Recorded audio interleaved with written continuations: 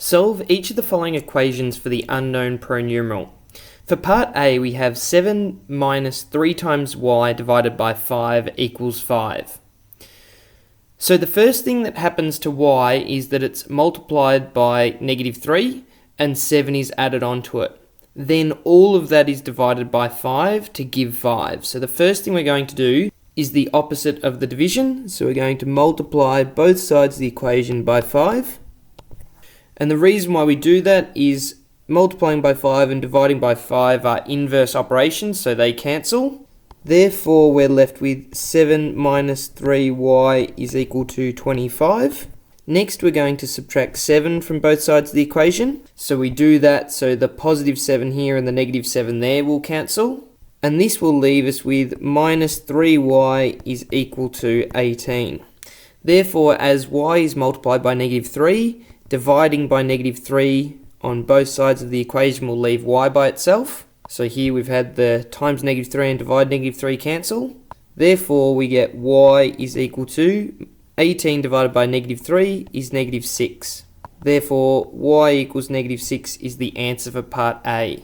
You can also check that you have the correct answer by substituting it back into the equation. So our left-hand side is equal to 7 minus 3 times y. So here we're going to replace y with -6 and divide all of that by 5. So that's the left-hand side. That's going to give 7, and then we have -3 times -6 gives positive 18. So we have 7 plus 18 over 5. 7 plus 18 is 25 divided by 5, and that equals 5, which equals the right-hand side of our original equation. So we know that we've got this correct. For part B, we have z divided by 3 plus 1 equals 7 divided by 6.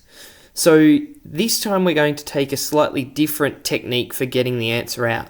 So to solve this one, we're going to multiply every term by 6. So as long as we do that to every term, we maintain the equality. And that's going to leave us with 2z plus 6 is equal to 7. So hopefully you can see why we've multiplied by 6. That gets us a nice simple equation to deal with.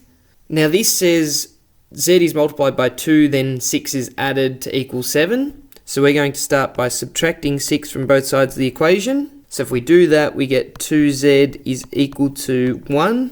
Then z is multiplied by 2 means if we divide both sides of the equation by 2, we'll get z by itself. Therefore, we get z is equal to 1/2. So that's the answer for part B. And we won't check that one, but you could do that yourself to see if we got the right answer.